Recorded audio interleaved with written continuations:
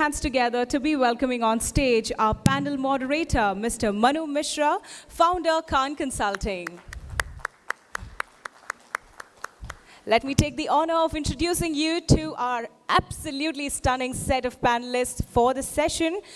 Please put your hands together to welcome Mr. Utkarsh Singh, founder and director, Design-Strategic Design Private Limited.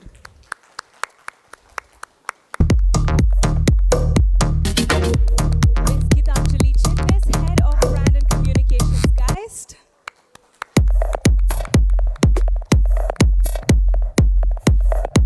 Mr. Rikansh, founder and managing director, Breaking Bread Entertainment and Hospitality Private Limited.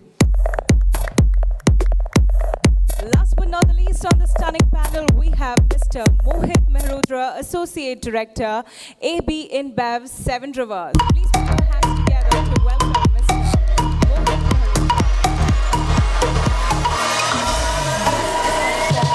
And the panel moderator are all set for the first session.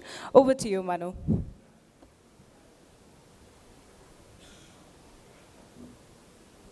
Thank you. Good morning, everyone. We're starting off the first panel of the day. The panel is on differentiating your brewery and getting your brand across to your consumers in a crowded marketplace. Research reports claim that the Indian beer industry is looking at a growth of 9 to 10% CAGR till 2026. The craft beer segment is the fastest growing one in the industry, by far, expected to grow at 108% during the same time period. This is historically reflective in the number of craft breweries in India today, going up from just a handful way back in 2009 to hundreds in 2022. Our discussion today will bring forth the views and opinions of our panelists on how they've managed to build and sustain unique brands in this marketplace, which is poised to get more crowded in the near future. So welcome, guys. Getting right into it, I wanted to start off with your brand USPs. So according to you, what are the USPs of your brand and how did you arrive at them? What thoughts went into the brand development? Rekhansh, you can kick us off.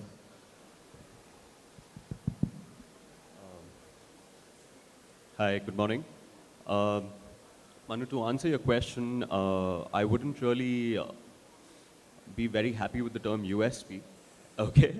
Because the term holds no relevance in today's time. At the time when we were launching Zooks, when we conceptualized the idea 5 years back, we had a very simple thinking process when we sat down with our team. We were trying to get beer styles that were not very relevant and known in this segment of India.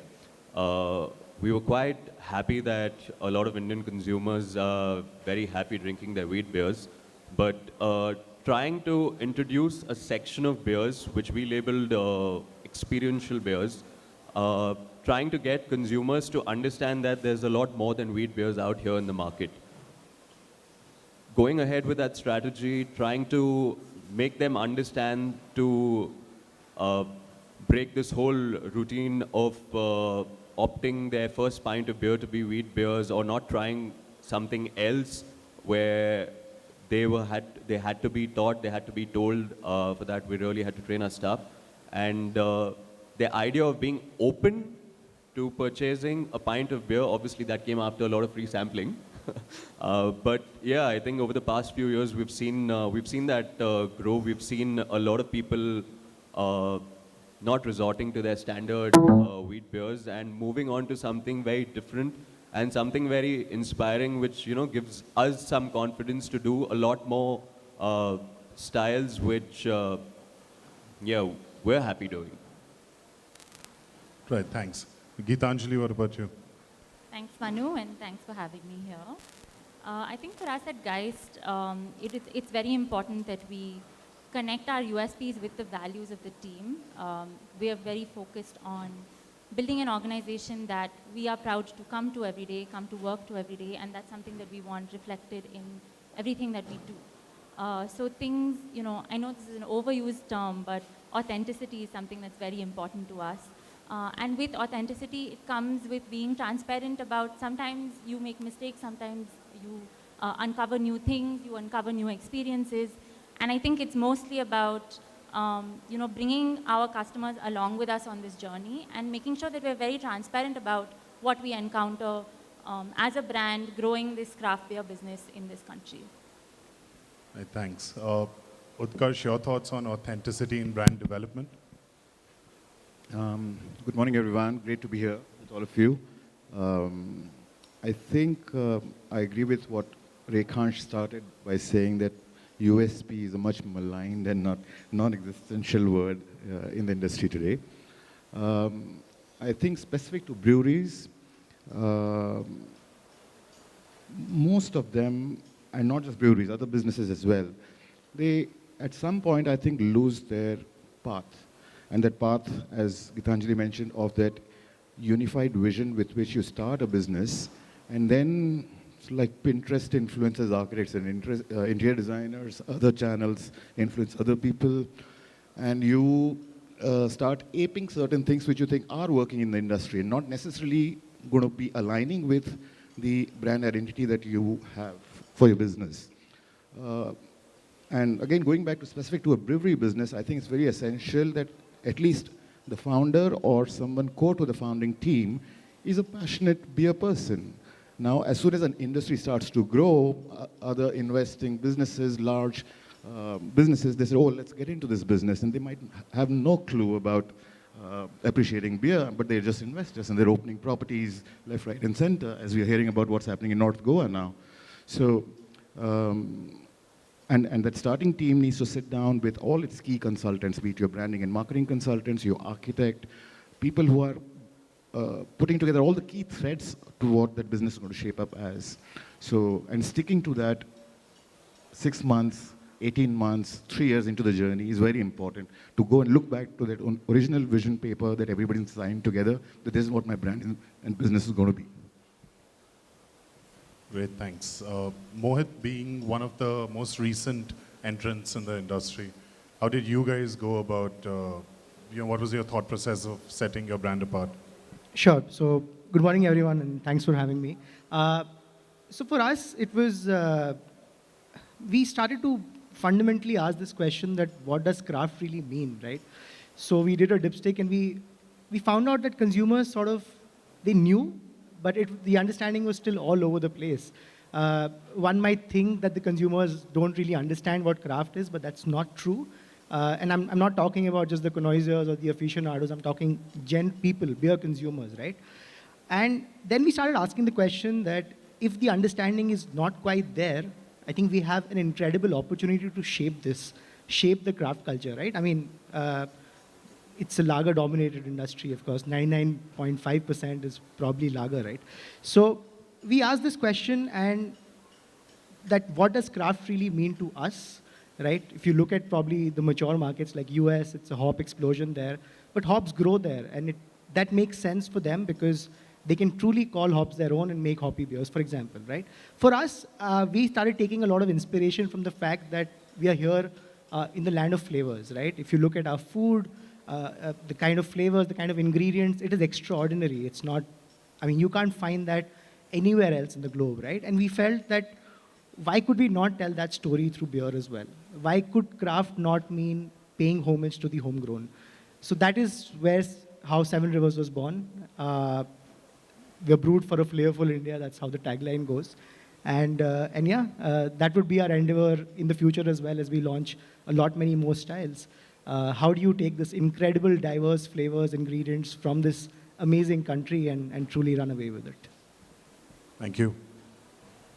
For my next question, I wanted to ask the panel about market research. So whenever you guys got into the industry at whatever time point, there were other players around. How important was it for you then, and how effective was it to conduct some market research to understand what the existing offerings were then, as well as what the consumer expectations were? And how did that help you in creating your differentiators? I think not only labeling it for the restaurant industry, it's a very generic question. It applies to anyone and everyone. Market research, definitely very important. Understanding your geography, again, very important. But what I see most people forgetting, applies to me as well, is that you have a brand vision and a mission, okay? Each time we hear about a new place, whether it's a bar, whether it's a microbrewery, or whether it's a kitchen, we try and first understand, or at least the way I look at it, I try and understand how original they are. Yes, we have player A, B, and C selling the same product, but if I have to be player D, why would that customer come to me? So, just trying to understand from the success stories of people who have been veterans in this industry, the only common factor that I noticed, or at least as per my understanding, was that they had just one common thing in them and they were original. Yes, every business involves a certain amount of risk. After a thorough SWOT analysis, which is the most basic step that you do when you set up a business plan, you have to understand that who your original hero is. Yes, you are a brewery, your heroes are definitely going to be the different beer styles. But again, when it comes to defining the styles of beers that you're going to brew and sell to the people, this cannot be done without the support of your team.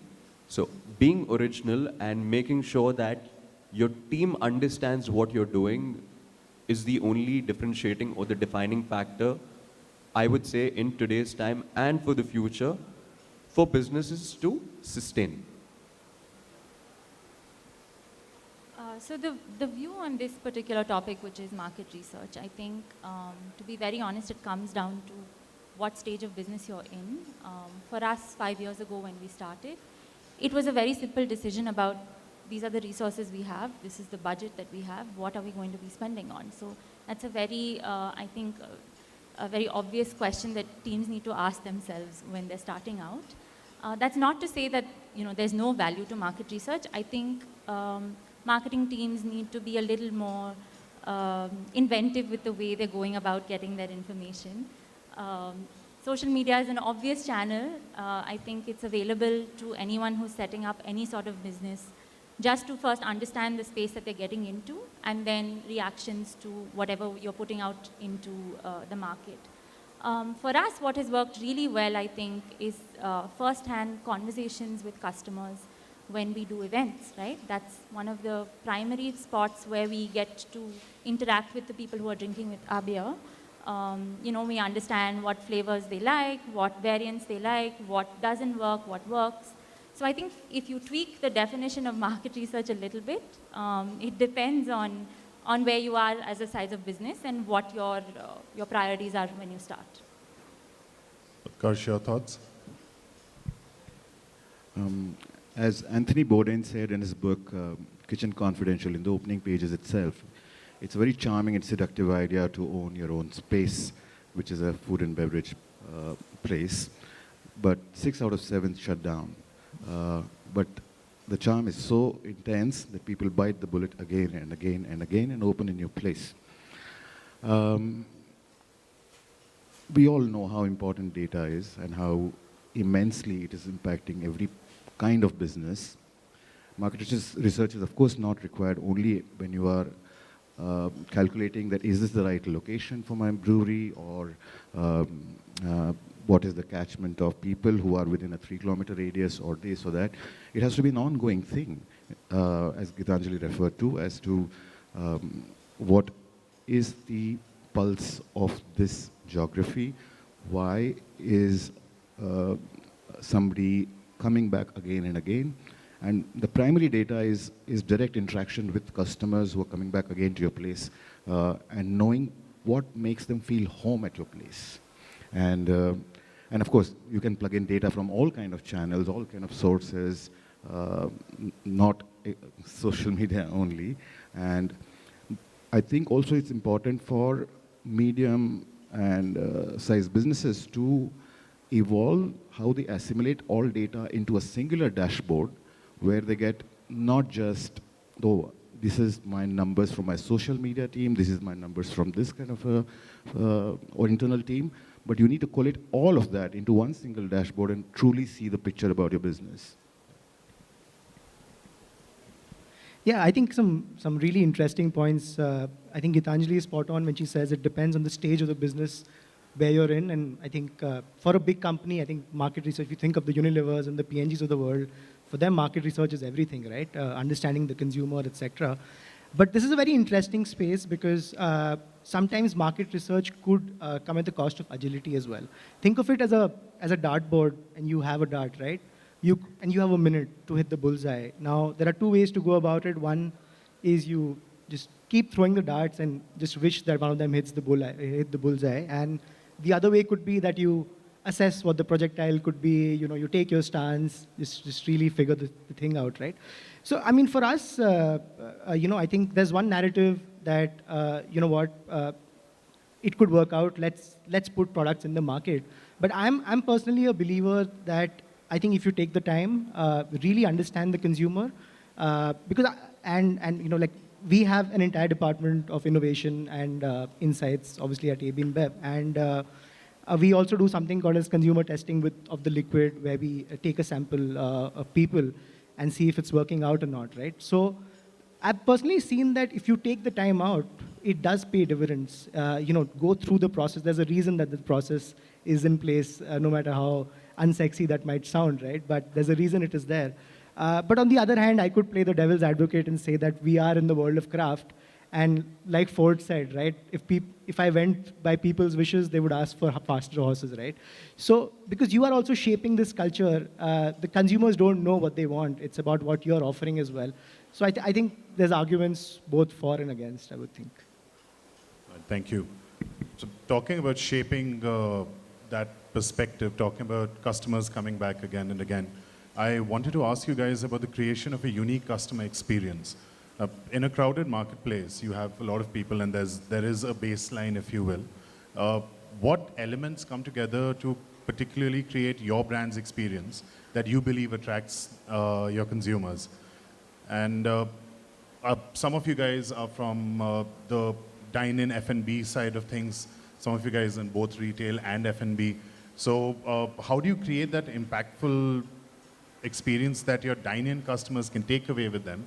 And also when you look at it from a retail standpoint where you don't have that sort of contact point with your customers, how do you ensure that they still absorb that experience that you're setting out to provide? Coming from the F&B background, I think I'd just like to answer this in one simple definition. Investing in human element, okay? Staff are key.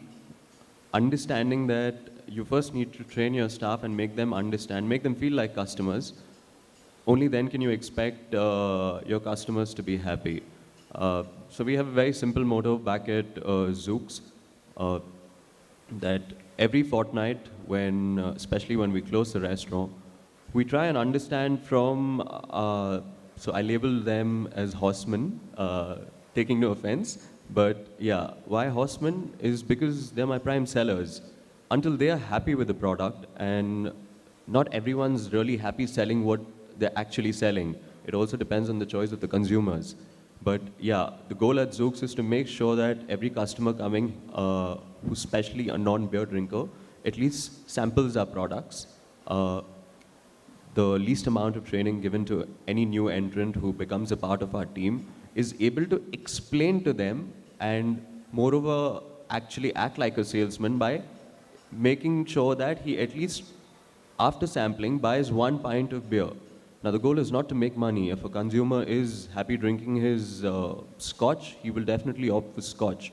But again, I just see it from the simple aspect that if I had to drink scotch or rather any other spirit, I would, for the experience, go to a bar.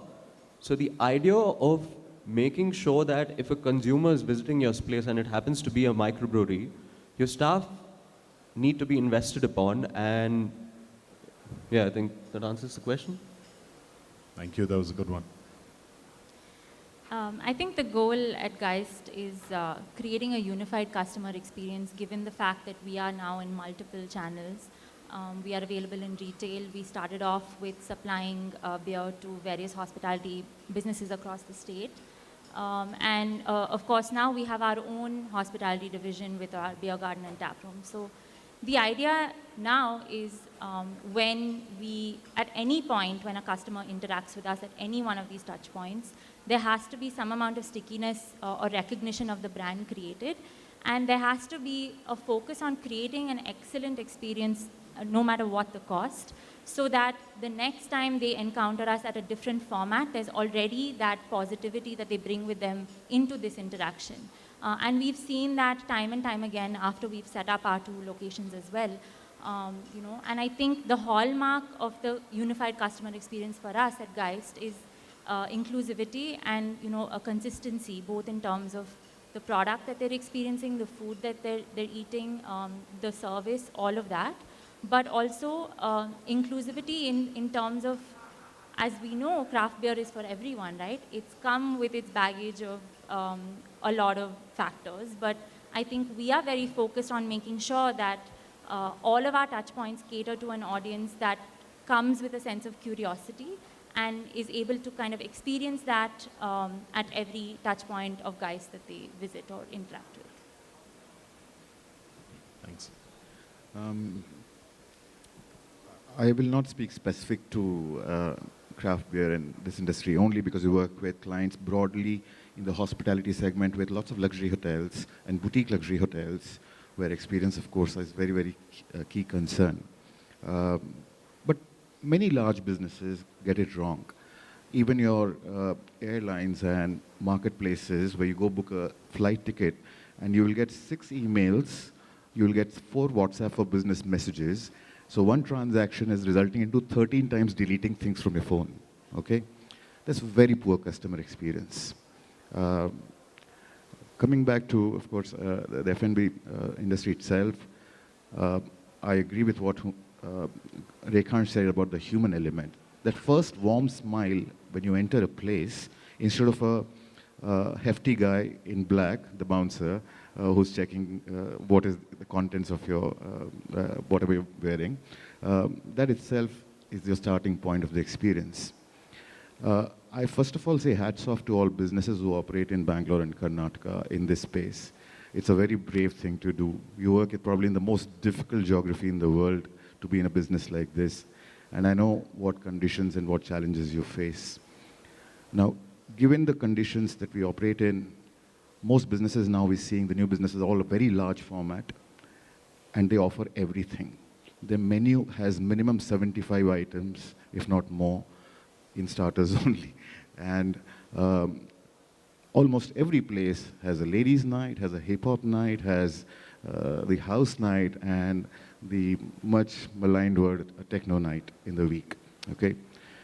Where is the product identity? Where is the brand identity? Why not a small brewer, a small, very passionate brewer, could have just 2 tanks and have 8 tables, and people come there only for the food and the brew, and nothing else. So I don't need to give a class on customer experience. We all know what it's all about, how important the audio levels are in one side of, a property where the other side is a techno night going on. So I think there's lots of diluted experience in very large size available to us. And I hope the conditions become such that we create more potent experiences in future. Yeah, so, I mean, we have a partnership with Taj, right? So I think just we are very fortunate that way that that ensures that the consumer experience at Taj, from a hospitality point of view, is amazing. And just cherry on the cake is the fact that it comes at affordable prices as well. So that's a good thing. But I'm actually going to take the latter part of the question, which is retail, right? I think the human element is absolutely spot on, but there is the human element of the middleman here as well. And I focus on this only because this industry has around 60, 70,000 outlets all across India. Contrast this with FMCG, which is 100x times the number of outlets there are. In our industry, it's very important to have really good relationships with retailers, with wholesalers, etc. Your brand experiences at the end of the day, especially when the locus of control is so much more, depend a lot on these middlemen, on the counter salesman, on the retailer, on the wholesaler. I think that's one thing that we probably don't speak about as much, but I think it's very important because they are the face of your brand in places which you can't even imagine. I mean, Bangalore, we're fortunate to have a lot of walk-in stores where we can create a lot of fantastic displays and ensure that there's some semblance of rub off on the consumer. But think of the ecosystem in Bombay where there are hardly any walk-ins and it's all counters, right? How do you ensure that the brand values are traversing from one side of the counter to the other? It's very important to invest in the customer salesperson. It's very important to invest in that bar captain. It's very important to invest in a lot of these people to, I think, make sure that whatever you want to communicate about the brand sort of goes through to the end consumer as well. Just coming back to you, Geetanjali, about the recent growlers that you guys have put out. Of course, I completely agree with everything that Mohit has said, but there are budgets involved there. It is intensive. So how did you guys go about getting those growlers out into the market with the thought process of, how would the customers receive them? So you're talking about the crawlers, right? Yeah. So we recently launched them in the middle of the pandemic. It was, I think, an important decision for us to make as an organization to make sure that the brand is able to achieve its original goal, which is get craft beer closer to customers, especially in a place like Bangalore where you're spending half the time driving on the road from one location to the other. So, I think at that point what really worked for us is, of course, the interest in the category itself of the new packaging format that we were bringing out. And it was important for us from a messaging perspective to reinforce that it is the same fresh craft beer that we were putting out in taps and at our locations. It was the same fresh craft beer that's going into this packaging format, right? Which is why we very clearly went with the term crowler and not can, because crowler is a combination of can and growler, and it brings in the freshness element. So I think there was overall in the community and a little bit of education outside of the community in terms of what is this new category that's coming out, what is this local brand doing with fresh craft beer. And then the question was, where can we get it? And then that was our primary objective was getting the beer out to places that would help us maintain the consistency and maintain the temperature and all of these factors that we believe in very strongly as an organization. So I think what really helped us at that point was just interest from the community in how do I get this fresh craft beer from this brand that I already know. Did you also get asked what a crowler was? Yes, of course we did. There's a lot of education done internally, like, the teams working on marketing and branding. That's one great thing I think about this industry is that you're constantly learning. It's not just that you're working in silos and that one team is doing something and the other team. You kind of have to be very integrated with what's happening in the team. And there's constantly opportunities for education. Like Rekhanch mentioned also, the team that's out in front, that's talking to customers, it's important that you're routinely reinforcing both brand messaging, but also education about what it is that we are trying to do, both from an experience perspective and a product perspective. So. Thanks. So a lot of craft breweries base a lot of their decisions on the concept of relationship building. There is a very concerted effort at times towards relationship marketing. And emotion is a major driver of the consumer decision-making process, of course. So how do you focus on relationship-based marketing with your brand?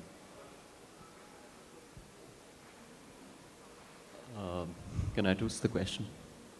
Can I twist the question a little bit? Yeah, absolutely. Go for it. So, not really knowing about the fact what relationship marketing is, I think I'll tell you what we do at Zooks. In one of our training modules, we focus on interactive marketing and accepting feedback. Feedback can be good, feedback can be bad, but the point is how that feedback reaches from the bottom to the top and what action is taken, be it good or bad, like I said, small or big, doesn't matter. But we try and make sure that people are not reluctant. When I mention people, I'm talking to the horseman again, that good or bad doesn't matter. We're trying and we're striving to provide exceptional customer service. I would again reiterate the point that in spite of training staff enough every day, it's a continuous process, and you have to make them believe and imbibe in them that we have faith in you, and any feedback, good or bad, is acceptable as long as it first reaches us first. And like I said, you can have all kinds of softwares and data management systems, but it's of no use until you act upon these feedbacks. Now, if some consumer tells me that, why is the Hefeweizen beer yellow? I mean, I would obviously avoid a feedback like that, but yeah, at times we've had very interesting feedbacks, and I wouldn't say we take into a factor or we account for all these feedbacks, but yes, there's a lot of learning where we've done a few beer styles, namely two, which has come out from consumers having tried those styles in different breweries. It gives us an opportunity where we're feeling encouraged that the consumer wants to even try that style in our place because he has the confidence that we'd be able to do justice. So all in all, we really feel that, like I highlighted, the human element, they have to be transparent, and transparency needs to work both ways, where you are clear with them of what your expectation is, and they are clear to us in what the consumer wants.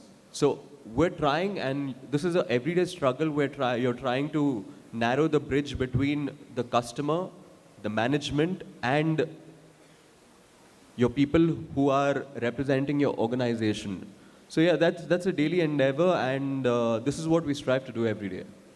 So, Rekhansh, just to be with you for another second, you've spoken about the human element, you've spoken about their development and then the basis of interactive marketing.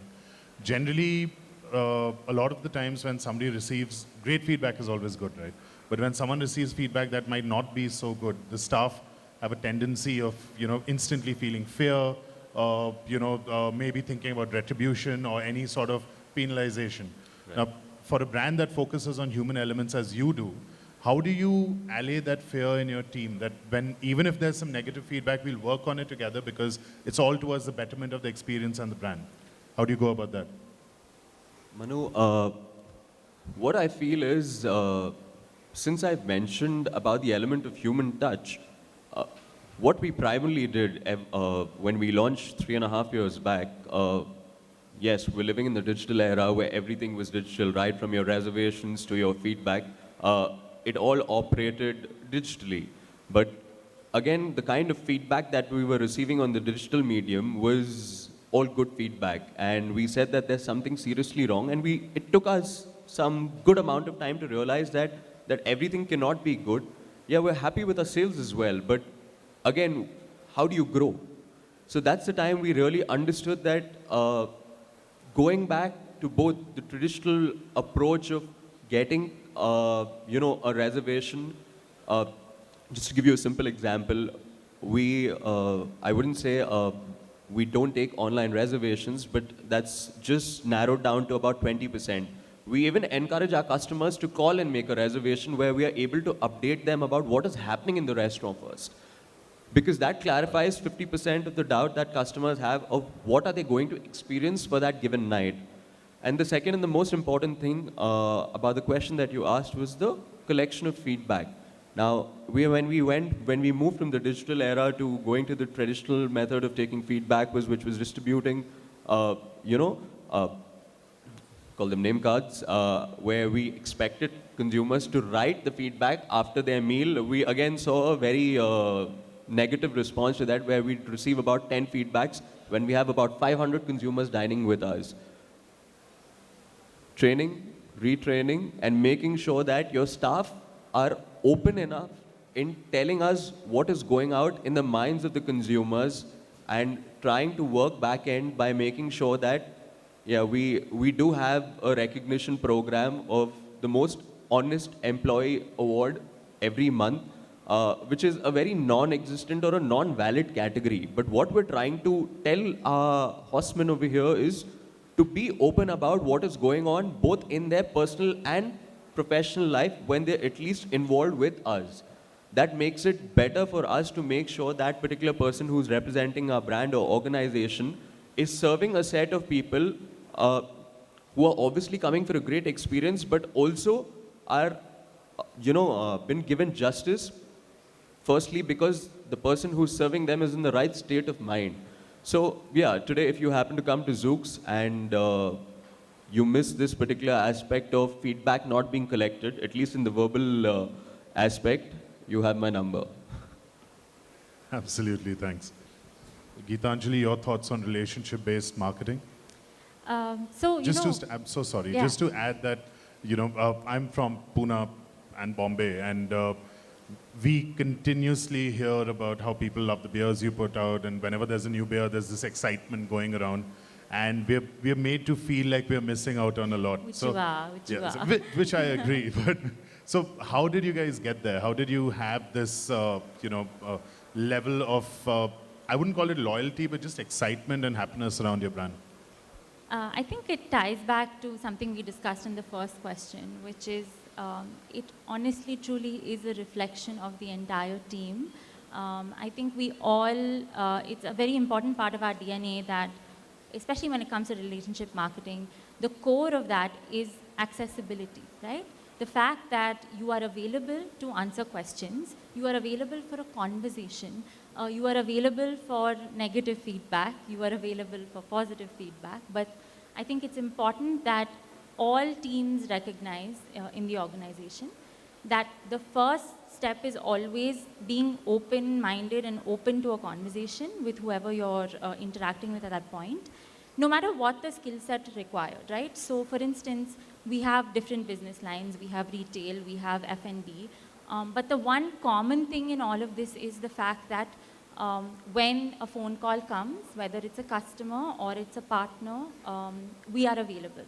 And I think that is something we have worked consistently on, both online and offline, that we remain visible, that we remain accessible, and we just remain open to joining in whatever enthusiasm or excitement they bring to us in terms of feedback.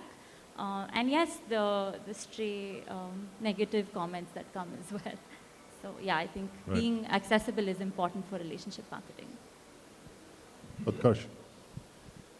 Continuing on being accessible, probably imagine you go to a place and the place is full of Agent Smith from Matrix, where everyone is the same person, right? Now, if you go to Zooks and the 35 people as staff and they all look like Rekhansh, you will never be unhappy, should I ask this guy or that guy, right? And that's not how they appear, but I mean, that's how much they know their brand, their product, and that's this, it's the same ethic and passion with which you serve your customer. And again, almost all big brands make a mistake there. We all know the horror stories we go through with our Uber drivers, and of course many other examples. One of the most mind-blowing experiences for me was going to this denim store in Hong Kong in 2006, which is a craft denim brand, only hand-stitched denims. 5 stores in Hong Kong only, nowhere else in the world. So I walked into the store and there were a couple of young kids who were there to assist you, and it almost felt like they walked into the store with me. They're not the ones who are working at the store, but they're exploring denims alongside me. Such smart staff. In 3 or 4 questions, they knew everything about me, why have I come to Hong Kong, where I'm staying, where I'm going partying tonight. And by then, they knew what kind of denims I'd like to wear. And they just went inside and got out a bunch of denims, and I liked most of them. So I'm answering something in between your last question and this question, but yeah, I think the Agent Smith example works really well out here. Another thing I would like to add is that anybody consuming a brand, there are those 10 or 20% of key opinion leaders who decide, let's go here tonight, or let's go do this. And in the cliques of Bangalore, it's very easily, this is the Geist gang, this is the Toit gang, this is always championing this brand and that brand, etc. It's very important to have those brand ambassadors be part of consuming your brand and extending your brand story in meaningful ways. I think Geist has done some fabulous experiences. My brother is a big Geist fan, and I see him always involved with them. So I think these unemployed ambassadors are very important to make your brand percolate down to the other non-key decision-making 80% who just go by their friends who are leading the voice in the group. Thank you. Mohit? Yeah, I think just on relationship marketing, the most heartening thing for me is that when I read reviews about Seven Rivers, unanimously they always mention and they call out the server. I always read reviews where you go like, Harshit was my server and we had a fantastic time. I wish they would say a lot more about beers. They do, but it is so heartening that Harshit, Tirza, and so many of our servers at Seven Rivers, and you see that marked difference, right? I think Taj is associated with that fine dine image, etc. It's probably a bit of an incongruity if you think about it, but the way it's been bridged, it's fantastic. Like just the whole server philosophy, the food philosophy, etc. The way they really came around that, I think was a big win for us. But I'll take you up on the other part of the question, which is about emotions, right? So not just craft beer. If you think about emotions, how we sort of break it down, at least on our end, is we think about occasions and we split that into sports, music, and food. For us, it is, I mean, it's probably too meta, but yeah, these are the three things. And for Seven Rivers, it's like I said, taking massive inspiration from the bouquet of flavors that India has. We sort of naturally gravitated towards the food area where when you talk about emotions, when I want people to think about Seven Rivers, the ideal state or the ideal consumption occasion would be with food, as opposed to, let's say, something like a Budweiser, which lives more in a high energy music kind of space. So I think from an emotion point of view, it's very important for brands to identify that which consumption occasion do they primarily cater to. After that, you could keep plugging your brand here and there. For example, IPL is happening, sure, why not? But is that your primary emotional driver for your consumer? That's, I think, an important question to ask and address. So when you build this relationship, again, I'm just curious because you're in retail as well as in F&B. How does this relationship translate from one business vertical to the other? So is your motive to get people in and have them seated and give them the full experience, and then your retail products become what they pick up on a day when they don't have the time to step in? Or is it vice versa, where they're trying the products first and that's, that's inciting curiosity and then driving them into the dine-in experience? I think it's definitely going to be a bit of both. See, the thing is, when you enter retail with the number of touch points, I think inadvertently you're going to have more consumers consuming the can first before going to the brew pub, right? But the idea of having a brew pub is what we call as the brand spiritual home, because that is where the most fantastic, like the brand really comes as a whole when they're there, right? And yeah, and I think if you ask me, that's the rub off that ideally I would want people to take home. And then when they, it's like, okay, I had Seven Rivers at Taj, and you know what, it's also available at a shop near me. That would be the ideal, this thing. But I think it can be the other way around as well, wherein, like people are buying the product off the shelf, and you know what, they're scrolling through Zomato and they see, hey, you know what, there's a brew pub here as well. So I think that's a bit of both, I would say. Right, thanks. For my last question, guys, we've touched on this slightly in the discussion earlier today, and I want to talk about effectively communicating your differentiators. So what sort of communication channels do you utilize to get your differentiators across to your consumers? If you could give us examples to highlight what channel has been the most effective for you. Now, of course, I understand that a lot of it is based around alcohol and digital is our first port of call. But have there been any other channels of communication that have worked as well? And of course, if you could just talk about how you evaluate your digital presence. Sure. I think before I talk about digital, I think given that we're a new brand and in this industry, I think when you're starting new, I think fundamentally there are two things for me that are non-negotiable. One is obviously having availability all across. You can do as much digital as possible, but if you're not available in the right places, I think it's a lot of spray and pray then. There's a lot of paid media that you're putting in, but the product is not available. That's really a travesty. The other thing is liquid on lips. It's very important. One of the most effective communication channels when you're a new brand is really participating in these events. Like we are doing Toast, which is happening tomorrow. Things like Lil Flea, many different events that keep happening. You have your tab festivals, etc. I think it's very important for consumers to notice you there, to get that first liquid on lips is what we call. For me, that is a lot more important than doing digital, because digital for me is more recall. That, you know what, someone enters the store, hey, you know what, I saw this brand, there was a sponsored ad on my Instagram feed, and hey, they're here. right? But that is more recall. That's more like, okay, you know what? I saw a Budweiser ad, and here's Budweiser. But if it's a Seven Rivers, you know what? I've never even tasted it once. I think that for me is the first bridge that I need to cross. Once that is crossed, sure, all paid media can come in. Yeah, but I think when you launch, I mean, since you talked about digital, for us, I think at the onset, it's very important to tell people who we are, right? Think of a person introducing themselves for the first time. They say, I'm Mohit, I am the this, that. So that is what we are what we are doing right now, is telling people what Seven Rivers is. That's it, period, right? So again, that involves paid amplification, that involves a lot of help from PR aggregators, that involves a lot of help from the right set of influencers. So I think it's a mix and match of that. And I think for us, it's very, very important because we are a small brand as well. And of course, budgets are always going to be limited, right? So it's very important to calculate the ROIs on each and every spend. Because as marketers, I can tell you there's hundreds of things I want to do, right? But I also know that I want to do one of those things in a very, very good way, rather than doing all of them at the same time. Thank you. Utkarsh? Instagram. Isn't that the only channel everyone worries about and looks at, and any kind of business? What's happening to my Instagram? Poor digital agencies who get asked this question every now and then. I think any of these opportunities are only conversation starters. What we do forget about is, where is the home of the brand, if not the physical home? Digital home is your website. A lot of the brands do not care about what their website looks like, which is where you can experience the brand in totality, probably. So we must remember these important places as well.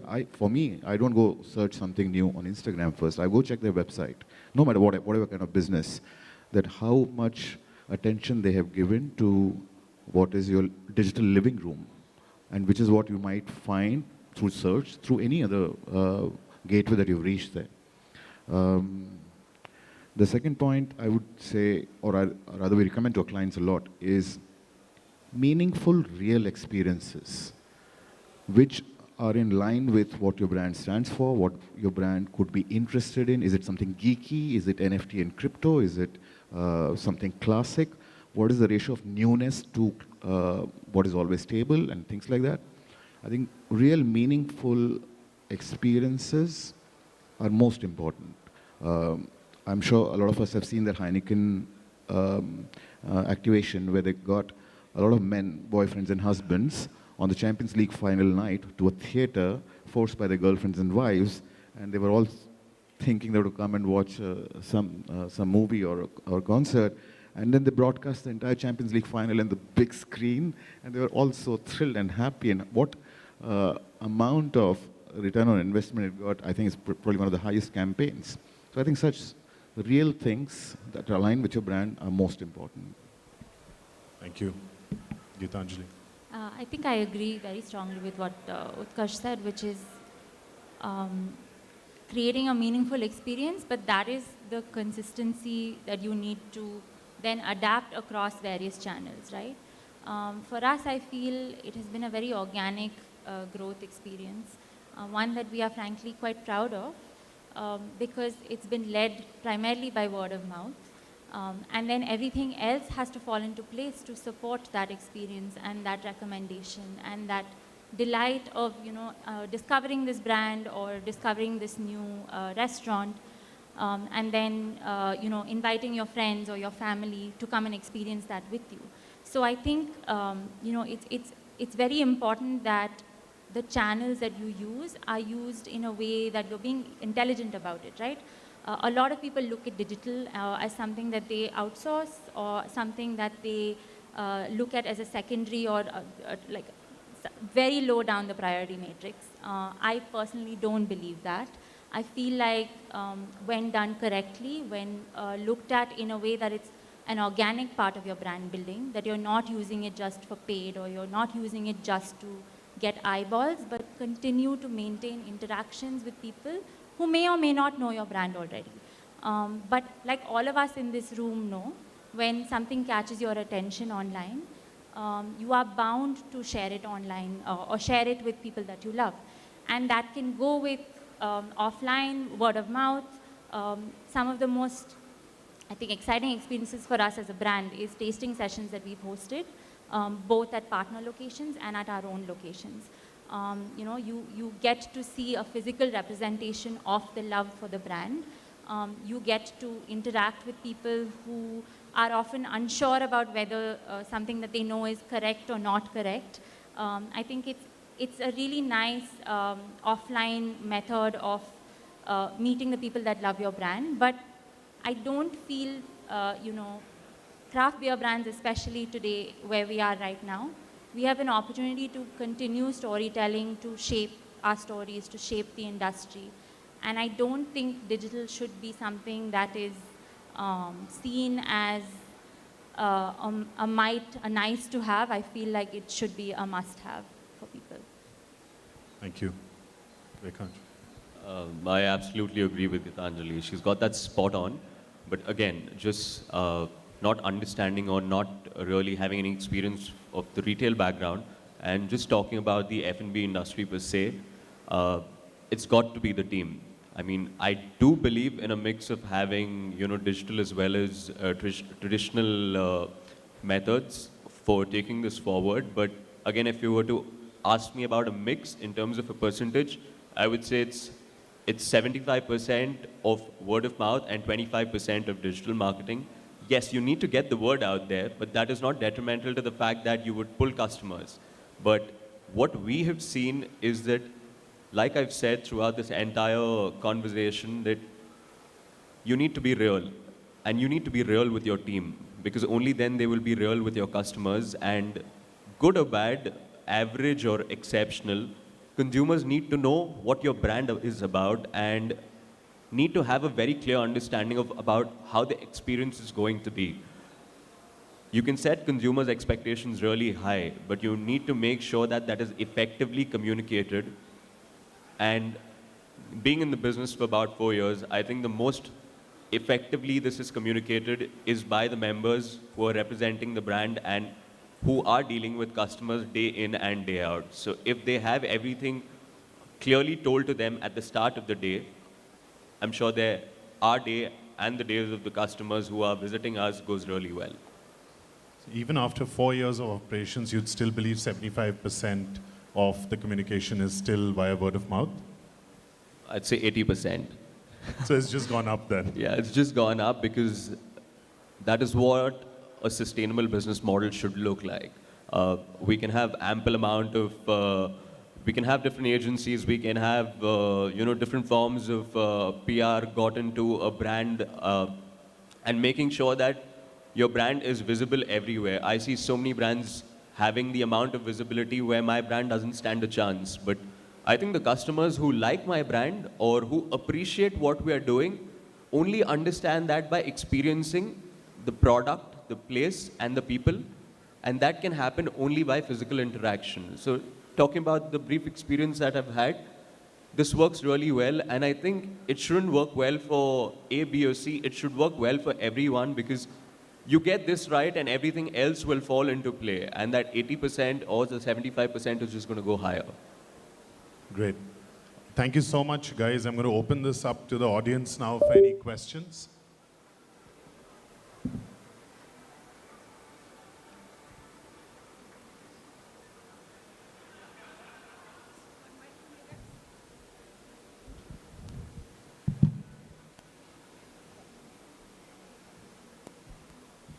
It was fun listening to all of you talk about branding and how to differentiate your brewery. My question, for Mr. Mohit. So you guys are a brand which is under another brand. So technically you come under the umbrella of the Taj Group. So how do you shine through that umbrella? And you have your own marketing strategies and your brand identity. So, but you're still under the umbrella of another hotel, and that seems to be a challenge, from the outside perspective, right? So they have their set of values, ideas, and how they go about business. and you have your own concept that you're bringing in. What are the challenges that you see with that, or is it a challenge even for you? I think you're right that from the outside view it might feel the same, but I think the two partners stepped into this partnership with a very clear vision, with a very clear objective of shaping the craft culture in India, in terms of hospitality, in terms of food, in terms of beverages. Why Taj? Because honestly, it's obviously one of the biggest brands as far as hospitality is concerned, and I think what this gives to them is that it helps them contemporize their proposition as well, which right now is a challenge for them. I think having a microbrewery, you can't go more contemporary than that. You can't go more fun, more young than having a microbrewery, right? What it gives us, honestly, it gives us a ready-made space. It gives us patrons which have been coming there for so long. I see it completely as an advantage. You're right. There could be some challenges because they have certain values. We have certain values as well. But for me, I've never really felt a conflict because if people are willing to change and people understand what's in it for them, I think it's bound to work. Thanks. Another question. This I asked yesterday to Manu. The tone of communication that you use in your companies, what are your thoughts on that? Could you repeat the question first, Prasad? Yeah. So they say that more than the message, the way you say the message is what matters. So what is the tone of communication that you use for your respective companies, and what seems to have worked for you so far? Or Basically, what tonality ties in with the brand personality and how that goes forward. I can take that up. Yeah. So, I mean, what we try to do more than anything else is we try to be very inclusive. This could be a space which could be perceived as slightly academic. You know, we're talking about so many styles, and you could probably go into the loop of boring the consumer sometimes without really understanding yourself. It could be the case, right? So what we've tried to do is to not be too academic, try to be more inclusive, try to tell them that, hey, you know what, these are the offerings, this is what it's all about, rather than telling them that, you know what, this is what beer is, this is what it's supposed to be, but in a more familiar, in a more inclusive way, so that people can be more participative, rather than feeling left out. I think that is what is very important to us as a brand.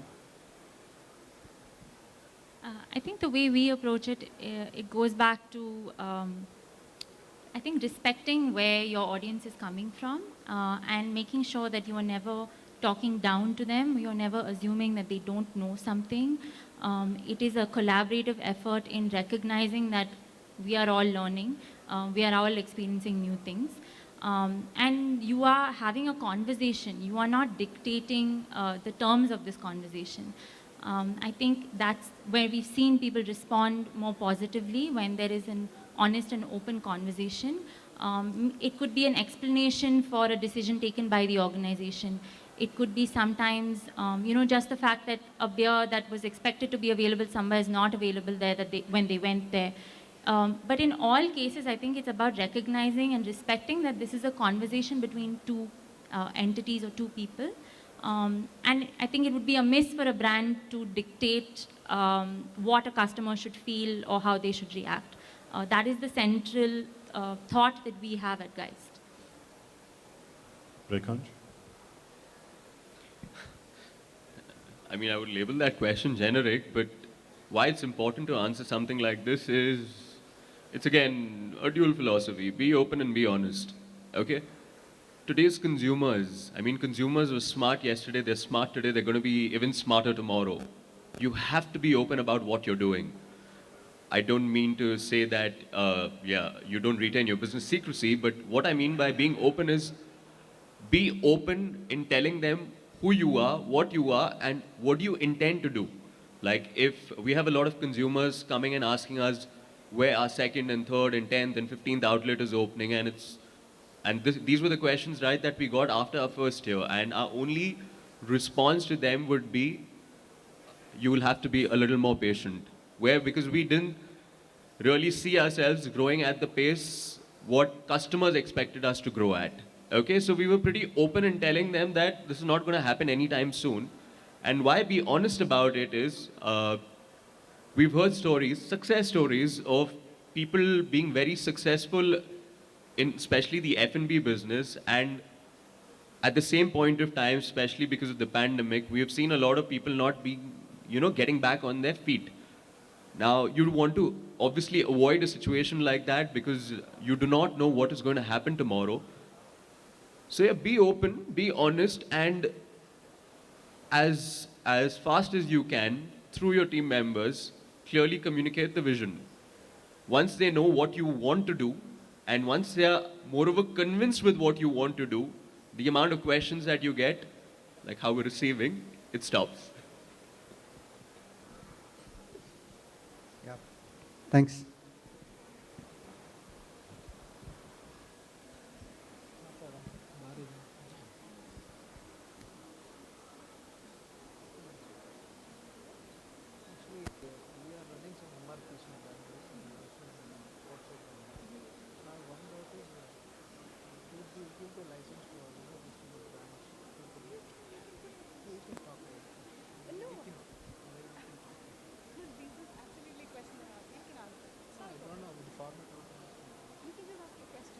Okay, you tell me. What is your question?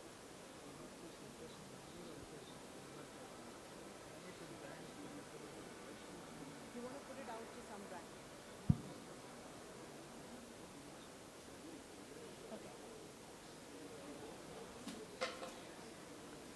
All right, panelists, he wants to put across a question to you. So he has a few MRP outlets in Karnataka and outside. So I think he's asking if we could, how is it possible for him to source new brands in bulk to his business?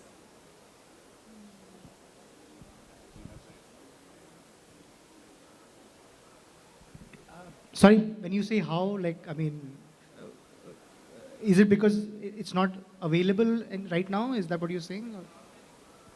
The organic product is not what he's getting. So how to get it in bulk is his question. Okay. You can let us know if it is an appropriate question to the panel as well. If it's not, then we could put the question across. No, yeah, I mean, if you don't mind me asking, which area is it that you... All over Karnataka. Okay, all right. Maybe after the discussion, I could just come and speak to you and we could work something out. Yeah.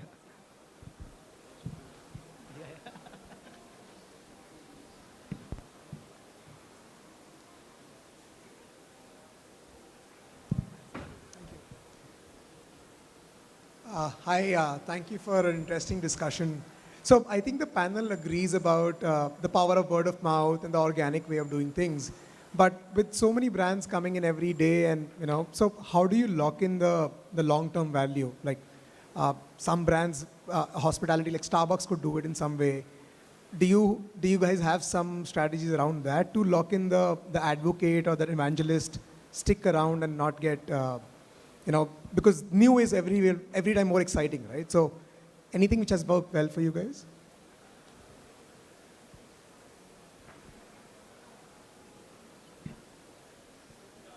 I think for us, it's always product-led. The product speaks the best. It is the loudest voice. And so if the organization has that as your singular goal, everything else really can change. But your product needs to be 100% speaking for you at all times. So with us, that is our singular focus. And I think the second part really is, I think, documenting what is important. A lot of small organizations like we do are on that journey because as you are growing, an interpretation of a value or of what is important to the company will be diluted, right? The initial set of team members may not be the same, or you will be growing. And so I think it's really important that you document what is of value to the organization when it comes to messaging, culture, all of those things. And then that is then passed on to relevant team members. I think I'm just going to segue from what Gitanjali said. Since you spoke about long-term, how to make sure that there's long-term stickiness of your brand, etc. a very boring answer is to have these processes in place where you set those toolkits, you set them in stone, you have your brand book, you make sure that people after you and even after them, it's not on their whims and fancies. It's something that has been decided for the brand. I'm not saying it can't be flexible. Even something as drastic as positioning can also change for a brand. I'm not denying that. But it's very important that it is not left to the whims and fancies of different people coming in and thinking, you know what, this is what I intend to do with the brand. There have to be hard no's. It's very important to know what doesn't work for your brand and what you're not willing to do. That is very important. And it has to be followed to a certain extent. I think that's what, you know, even though we feel that there's so many brands out there, and as marketer, I can tell you, we get bored from our content the most, even though it's not even reached to the consumer. We're like, we've seen this so much, and we feel that, you know what, let me do something else. But that's not true because the consumer has not seen it. And even if he or she has, they've not seen it enough, trust me. So it's also that, I think. It's about continuously doing the same thing, knowing what you get right, and then just doing it to death, even though you're getting bored of it. Do we have any other questions? Can I ask you back a question? What is long term? What I meant was repeatability, right? Like if I tried something today, I'm a fan of this beer for next 1 month, but a new boy in town, and I switch my brand. So switchability, right? So that's what I meant by long term. So I'm not talking about a time frame as such, but how do you lock in a consumer whose whims and fancies, as you said, right? Like we don't know what he wants. He's switching over. So is there a way to lock him into the consistency of brand? Of course, which you mentioned makes sense, but is there a way that I can keep him coming back for, again, what's in it for me? Again, keeping it fresh, new flavors, you spoke about product. Is there anything else which something might have, again, just dabbling with it, nothing has to have a perfect answer. Thanks for answering. Sorry, I'll just add one more thing here because I think it's important to recognize that consumers have a repertoire of brands. It's okay if they're switching, right? Especially in today's day and age, you can't expect a consumer to keep coming back and only consume your brand. It is absolutely okay to recognize and appreciate the fact that there'll always be a repertoire. What you have to do as a marketer is to make sure you are in that repertoire. So there is awareness, there's consideration, then there's conversion, you know, the entire funnel, right? Just make sure you're there somewhere along with the brands. But I think it would be a false expectation out of your consumer that he or she should be consuming only your brand, I think. Hi, my question is to Gitanjali primarily. So when you are in the B2B2C space where you're supplying to multiple restaurants, etc., A, you don't really own the entire consumer experience, and B, your bandwidth gets blocked by issues such as maintenance and retention and frothing, etc., etc. So what kind of initiatives do you take to sort of build that community and ensure that the consumer experience there is in line with your brand values? And so, yeah. So since that was the first part of our business that we started with, I think we made significant investments in relationship marketing with the people who were going to be both serving the beer and buying the beer from the partner's end, right? So there's obviously the owners of the outlets, and there is the team that is interacting with the customers. So we made significant investments in terms of training programs for these people to continuously understand, I think, a basic education level of what craft is and why it's different from anything else out there in the market, and the hallmark or differentiators that Geist was bringing to the table. So training programs for anybody who's going to be interacting with your product. And then from a collateral perspective, you are supporting them with both offline and online collateral that they can use to display to their customers who are coming to the outlets. So, in that way, there is a sense of, I think, loyalty both to the place that they are visiting, because that's the location that they're patrons of, and also recognition of the fact that, the team is making investments in bringing in new experiences for them in an environment that they are comfortable with and they're already used to. So it's not, I think it's about both parties benefiting here to bring the customers into the location and giving them enough information to understand the product and enjoy the experience wherever they are. And from a brand's perspective, like you rightly pointed out, there are sometimes challenges in terms of how the product really reaches them. I think for us at Geist, it's extremely important that we are in full control of the product right from the time that it leaves our factory to the point that it is dispensed. And so it is critical that that is paid attention to, because that contributes to the experience at the end of the day. Thanks. Any other questions from the audience? One last question for you, Mohit. Actually, I thought of it when Prasad was asking his questions about, operating inside a hotel. I've had a lot of people who've opened up new age, younger locations, if you will, that are inside a five-star hotel. And one of their constant battles, especially in the first couple of years, is telling people that the same rules don't apply. There's no dress code to come to us. There's no thought process. You don't need to be a couple to enter our location. You could come in shorts and just grab a pint and leave. Did you guys ever run into something like that when you started out? I think we did, absolutely. And also, if you still run into it. Okay, I look at it slightly differently. A lot of Taj patrons who've been coming to the same place are big billers, right? What they've done is, they're now started to drink beer. Imagine, see, as a brand, my TG ends at, I define it as 26 to 34. That's it. But I have people here who are 45, 50-year-old drinking beer. I think it's heartening. The same guys who are drinking a scotch are now drinking a beer, right? So I look at it in a different way. I think we're being very inclusive here. I am not saying that it's not a challenge. I still see a lot of people who are dressed up like they're not coming to a microbrewery. But I could make a choice saying, you know what, I don't need these people. Or I could say, you know what, let me learn from this experience. There could be something valuable out here as well. So that's what we are doing. Just on the point of, we've just never, we've always felt that engaging with Taj has been, it's added more value than us making compromises. Like I said, you have a ready influx of people right from day one. Imagine, that's very fortunate, right? I mean, if you're setting up a place right from the get-go, it's very tough to get people to walk into that outlet, right? That's not a challenge that we're facing, and maybe we don't talk about it so much, right? And on that point of being inside hotels, so the partnership is restricted not only to just being inside hotels, there are greenfield projects as well. The next one is coming up in Goa. That's going to be a greenfield project that's not housed inside a hotel, right? So, and it's also not restricted to just the hotel. It could also be, let's say, real estate, which is owned by Taj. So it is a mix and match of a lot of things. Tomorrow, you could also expect some tap rooms from our side as well. So it's not just going to be restricted to an in-hotel concept. Quick addition to that, I think a space makes a very big impact on how somebody behaves.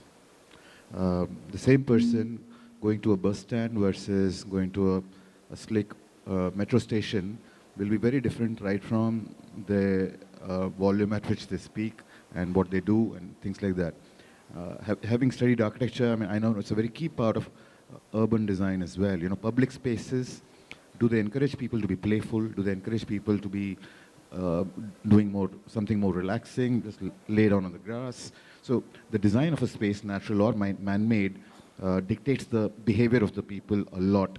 And the more deeper the team who's backing a project understands that and executes in that way, I think that makes a very big difference, right from how you're dressed, how much you speak, how loud you speak, and everything else. Absolutely agreed. I'd like to take this opportunity to thank the panel and all our panelists for having such an insightful discussion, making the trip out here, and first thing in the morning.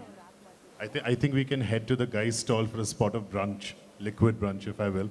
Thank you, everyone, for joining us. Please give a round of applause to our panelists.